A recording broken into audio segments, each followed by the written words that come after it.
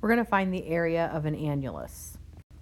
So an annulus is really the region between two concentric circles. It's kind of like a donut. Okay, so we're just finding the area of the shaded region here. The nice thing is this is way simpler than the segments.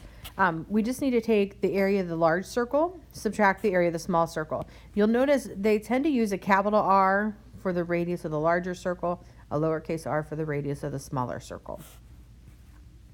Let's take a look at one example. Okay, on this one here, we have two radii. I notice my capital R, my large radius is 36. My smaller radius is 24. So I want to do pi r squared minus pi r squared to find my area. So we have our large radius is 36 squared minus pi times my smaller radius, 24 squared. Okay, so really I just need to do 36 squared gives me 1,296 pi minus 24 squared was 576.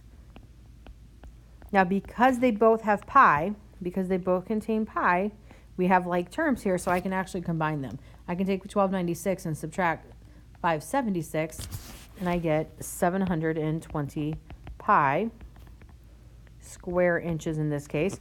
Oops, I forgot my pi. And you can leave it in that format. You're also welcome to multiply it out.